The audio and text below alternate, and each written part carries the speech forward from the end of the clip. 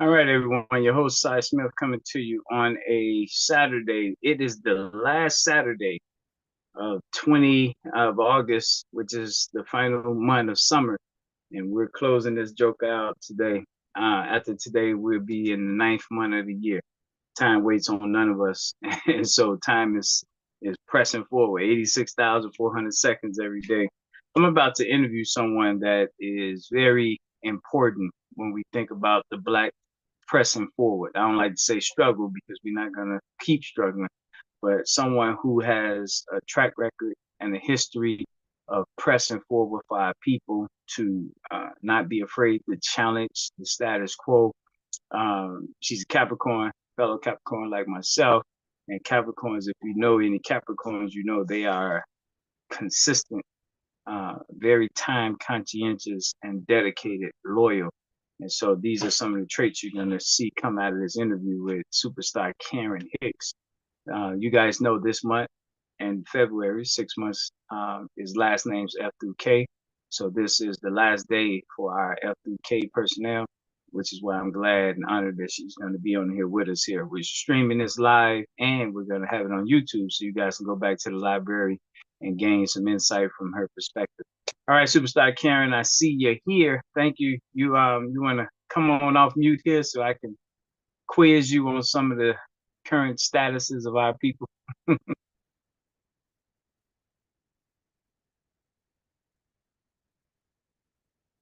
Can you hear me? All right. Let's ask her to unmute here. All right, we give her a second here, and then You got there, me? there you go. There you go. Okay. Yeah, How I you I was feeling? driving.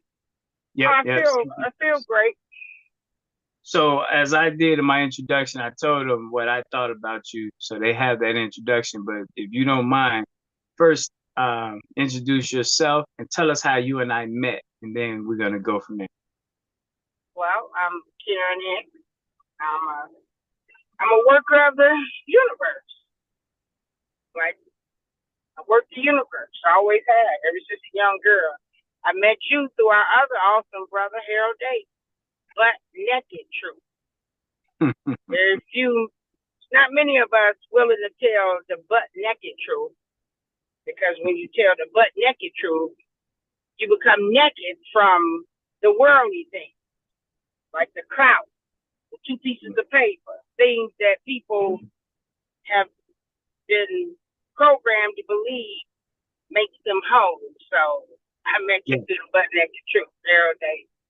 Now it's something because it's certain people you can see the void, you can feel the void when they're no longer around physically. You know what I mean? And you Yeah. definitely see the void with Harold Davis not being around. His spirit, his ability to attract people who wouldn't normally get together. Speak about Harold Davis first before we go any further. You know, I had a couple of people out in Dalton to tell me that I reminded them of Mr. Davis. I never was a radio talk show listener. And Mm-hmm. one day I happened to be in my car and I heard him. And he was talking about how he refused to be a pass through for Aramark. Well, Yeah.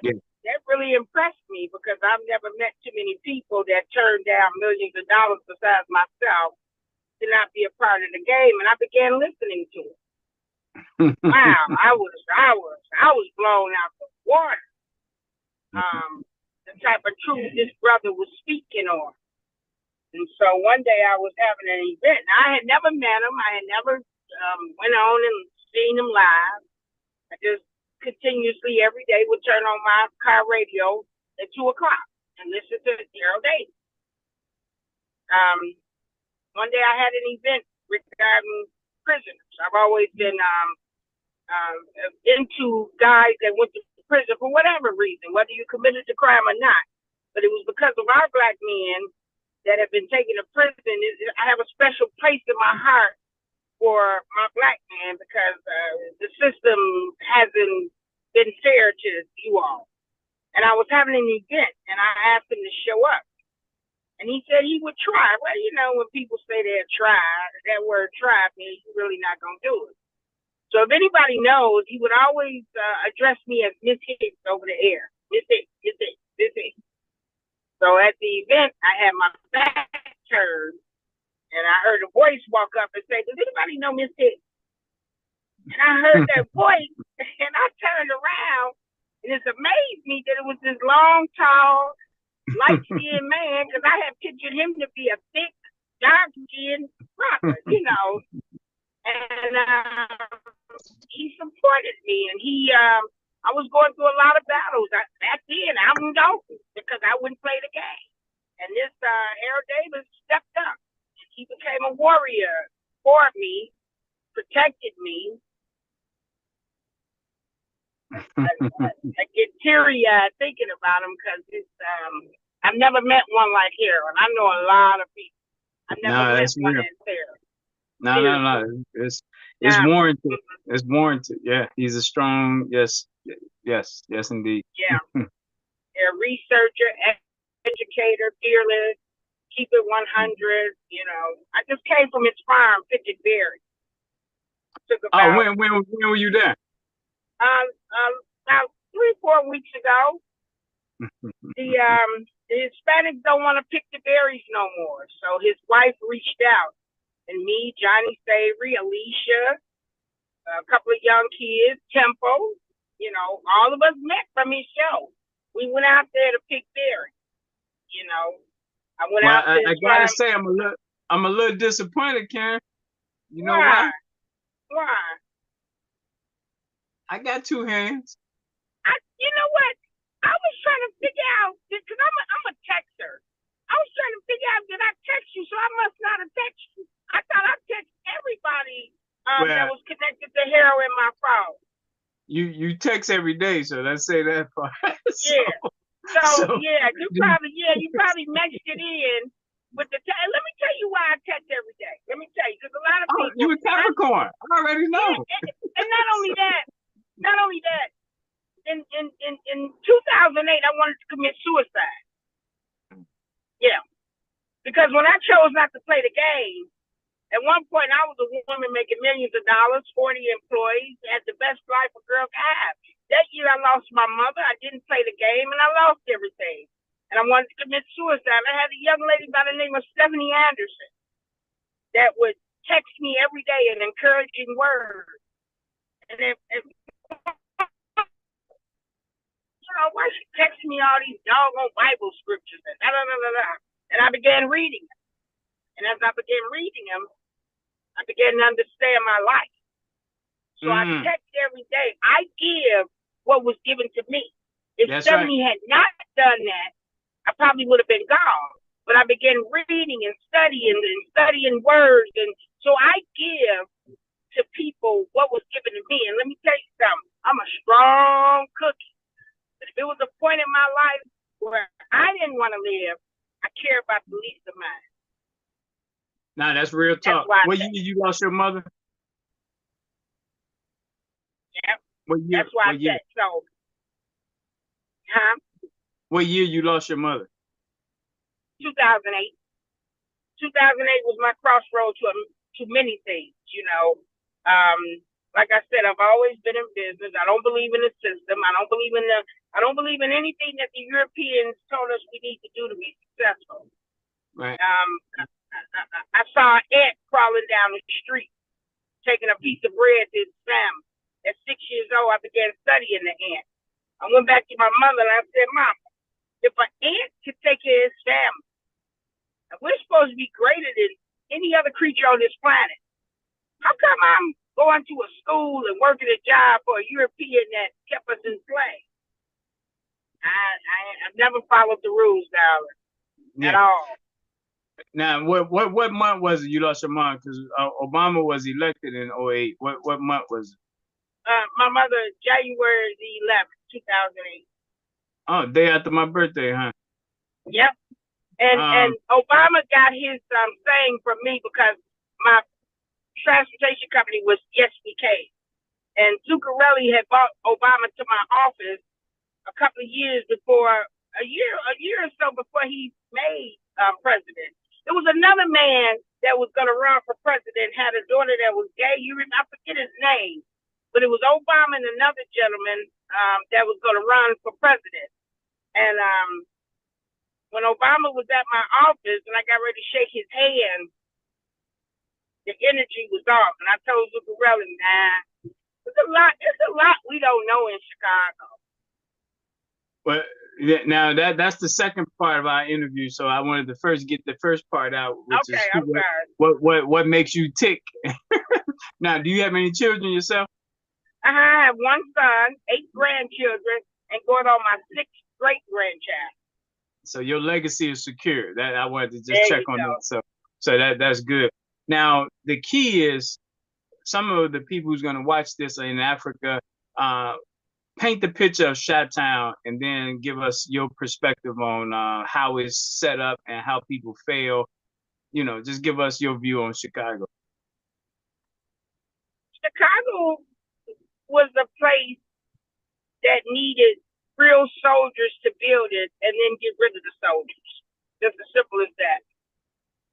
So when Kanye West said that Harriet Tubman brought the people from the South to the North to build, right, he was right. Chicago was never meant for us to stay here. Okay. At all. We were just supposed to come here, build it, and be gone. Now that's an interesting perspective. Give him why you say that. Why do you think that? Well, let's go back to Emmett Till. Okay. Let's go back to Emmett Till. Why the Emmett Till story was so valuable, and the way they did Emmett Till, the way they did that young man. It's smallest to me to this day.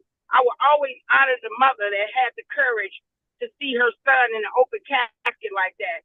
But she also sacrificed her heart, allowing him to be brought back to the city so others could witness just how much the European man hated us. So basically, it was a warning. Hey, black man, if you think you finna rise up and you think you finna whistle at our women and play the games that we play, this is what's gonna happen to you. Go to Chicago, go up north, do what you do, and get out. Period. So do you feel Chicago is the toughest city to organize in America? Oh yeah, because it's too wicked. It's too much wicked. You understand what I'm saying? I'll put up in a minute wicked and evil. Evil and wicked. There's going to be evil to the end of time because you need balance. But it's the wicked. Too many of our people have become wicked because of the 2 pieces of paper, because of the lifestyle. I mean, drive around Chicago. It's a tale of 2 cities. It's a tale of 2 cities. Serious. Yeah. It's a phony. It's a liar. It's where all the crime go. Everybody around the country comes to Chicago to get involved in politics. Go do your study. Chicago has more people that were not born here running things. Come on now. Yeah, no. That's right. What do you think about what Dr. King said, that he saw more racism in Chicago than anywhere else he traveled? It's the truth. It was all designed, especially through your pastors and your politicians. It's the truth. It's all about making money.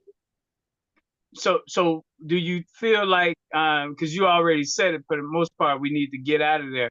So just like us going back to Africa, our ancestors built this country. Why should we give up on it? Why should we give it to them when our ancestors built it? What's your feeling on the future of Chicago? I don't say give it up. This is what I say: come out of their system, do your own thing. I mean, as I'm driving right now on the expressway, there's all open lanes. Who gave who the right to say, "Hey, this is my piece of land right here"? Even if you religious or Christian or you believe in the word, the Creator said, "Go take." We come here and we've let them tell us how to go. The key we were supposed to do is till and dress. Till means to cultivate. Dress means to set straight. You ain't got to play that Monopoly game if you know how to play poker and you know how to play chess. Poker, you win with nothing, baby. Chess, you use the pawn. We got many pawns. So Yeah. everybody else is using what really we were supposed to do. Yeah. You No, know, yeah. So we and now black women, black men in Chicago. Let's get that angle real quick from you before we go on.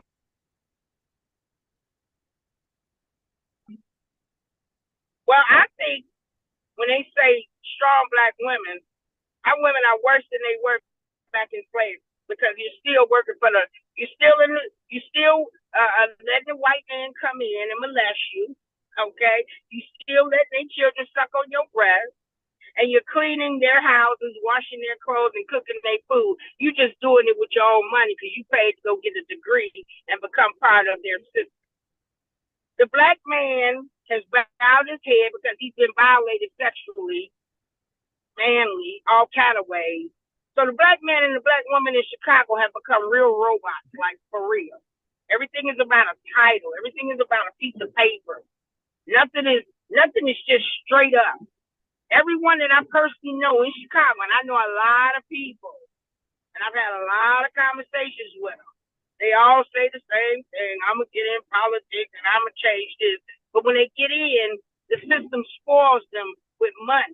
See, if you've never made money or if you've never been creative with ideas, you get into this political arena and you get overwhelmed because really it's tapping to who you naturally are. But instead of you using your natural treasures and talents for your own, you get in there and you use it for the enemy. You know, Play the people say, game. Miss Hicks, yeah, when people say, Miss Hicks, why you don't run for office? Because, baby, I would never, ever commit to an oath over a commandment. I was sitting here to kill and dress. I'm on my purpose. I've always been on my purpose and will continue to be on my purpose. And everything you need, if you really obey the universe, it will manifest automatically. Now, were you on your way somewhere special now? You mind sharing that perspective? I met a young man. Matter of fact, it was May 29th, 2021. I was giving awards to Fred Hampton's mother, Tiffany Allen Dalton, Dorothy Brown, Mama D, Maureen Forte, a couple of women out west. I was giving an award to these women that I've watched make a difference in Chicago that had never been recognized. Another reason was because Mr. Scott, who's a retired English teacher, he was the teacher that took the children to Fred Hampton's home the time he was assassinated, and him and Fred Hampton's wife, wife mother of his child back then, had never met. So I gave this event. I'm in my car, I'm getting out, and Anthony Gay was on WVON. He was on Chinta's program, 2:00. And Anthony Gay was discussing how he went into prison for something so simple, and he got into a fight, and they put him in solitary confinement.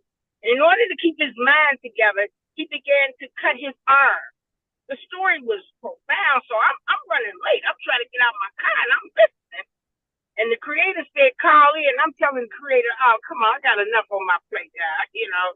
I'm already helping too many people. I can't do this one. But I obeyed that small voice in my head, and I called in.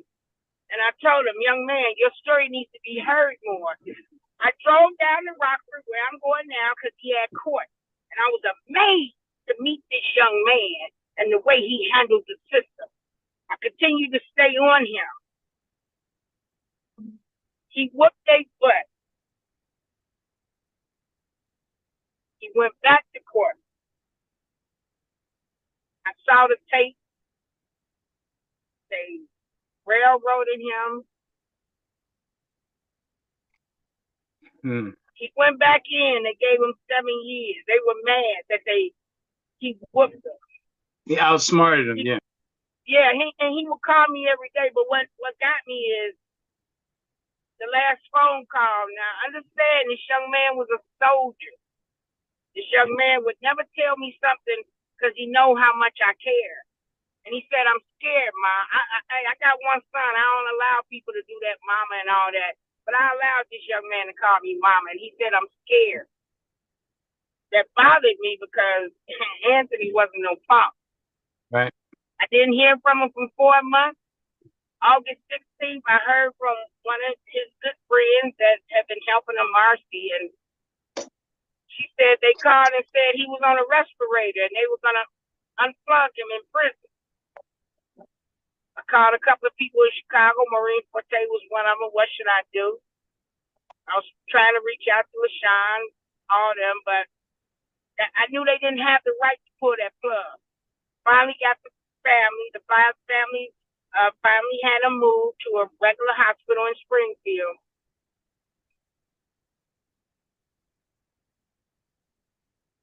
Yeah, take your time. Hey, wasn't nothing wrong with that young man. He died 6:35 August 17th. They texted me and said he's gone. But the blessing is, Marcy was able to whisper in his ear that Miss Hicks said she loved you and I will keep his fight up. He was a fighter. If you read his story, simple little some dollar, something small. But what's his last name? Gay, Gay. The reason why I'm so impressed with him because he went in for something little, but as he went in, God exposed him to something big, and he dedicated his life to exposing the solitary confinement. I talked to many people in Chicago to help push that field. Everybody played him off. Like now, it's been quiet.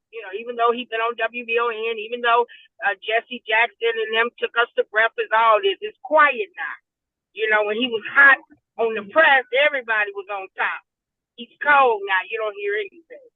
Yeah. So I'm on my way to represent Anthony Gay. Now he had children. You say he had one son? He has a son. His son is 4 years old, and he's got a daughter. The daughter is in her teens, if I'm not mistaken. But I can send you the bio on him, his entire story. Well, no, the reason I bring that up, like I say, this month, his last name's F through K. So this is his month as well. And even in transition, when you become an ancestor, we need to remember, February and August, those last names. So I just made a note of that. So next February, we can pay homage to Anthony Gay. Is he family to the Gays in Inglewood? I don't know. I don't know any of his. I've met a couple of them when I would go to court. His mother died last year. He wasn't even out yet. They put him back in prison. She died. This would be the first time I meet his father or anybody because, I would be there for him, I have to be at his court. And I do this for a lot of young people. And the reason why I do it because my last business was transportation and I used to transport over 400 people a day. And I got real stories from young men that have been misused, abused, sexual, guys that have went to the service, guys that was in Boy Scouts, so I'm serious about this. It's like, you in your purpose. With these guys. Yeah, I'm in my purpose. There you go. I do my purpose. There you go. So, I work the kingdom and I love it. So how do people reach you? What if a parent got someone in jail now and they want someone to just talk to, can they call you? Oh yeah.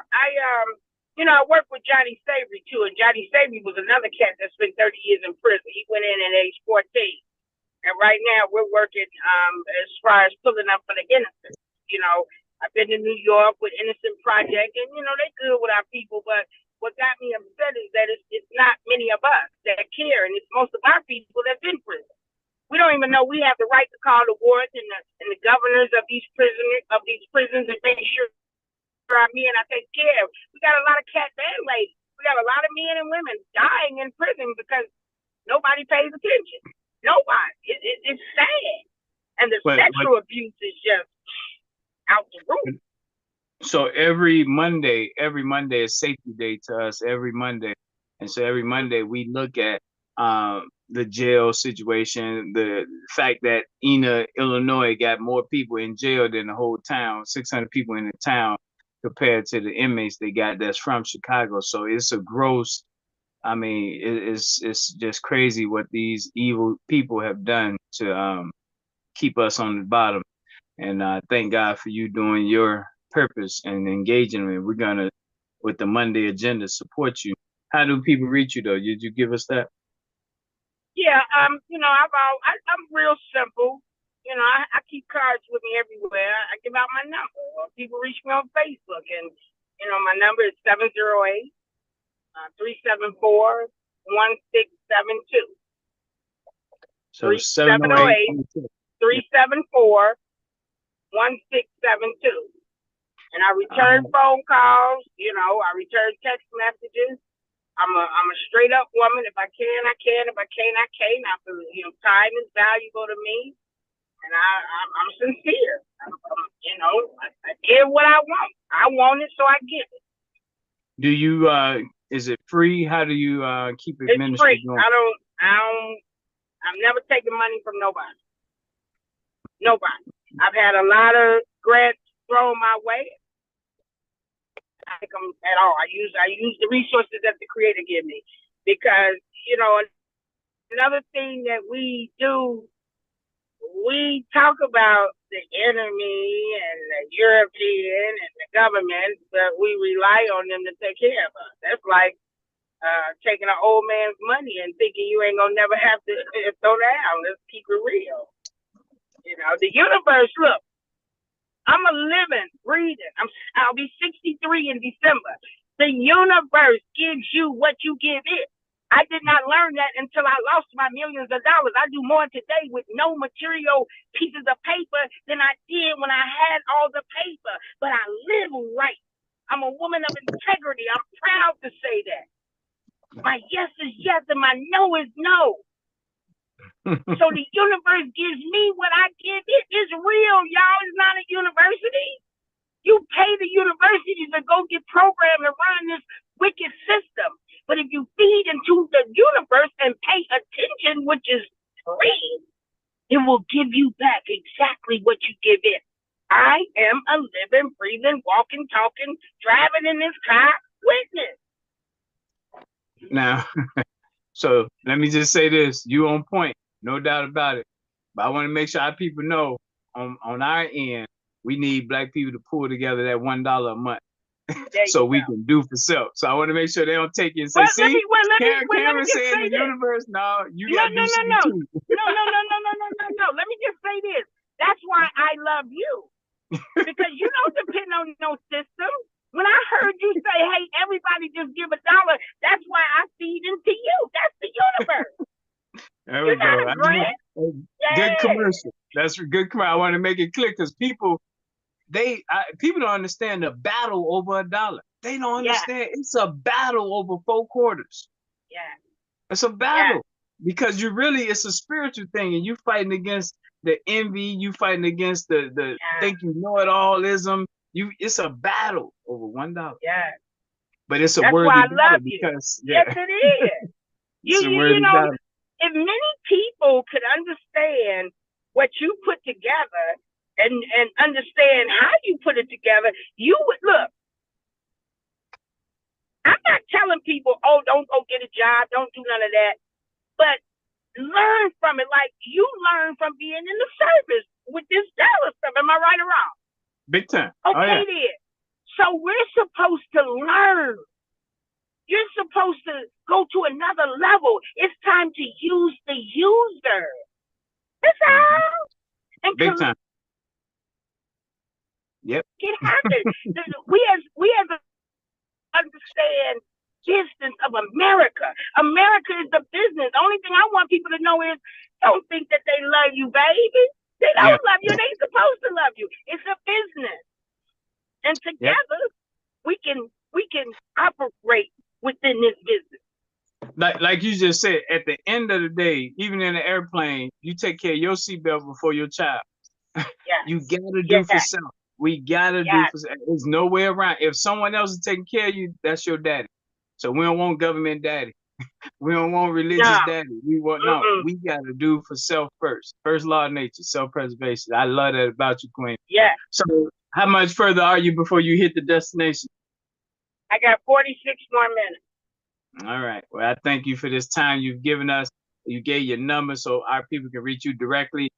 When this concludes, I'm going to text you the link to the YouTube video so you can keep this in your archives and let people know why they should give their dollar to what we're doing so that Black Yeah. people can do for self.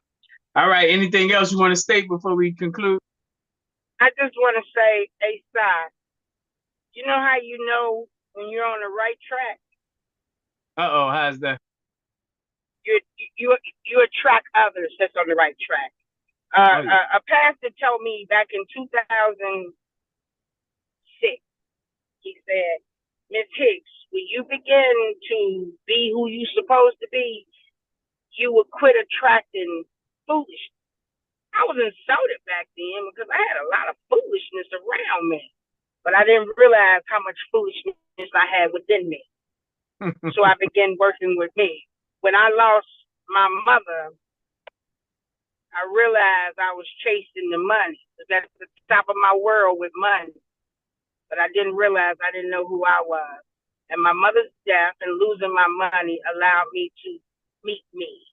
Right. And when I met me, life changed. So it's been an honor to meet you. And it's been an honor to be on this show. I just want us to wake up and do for self, babe.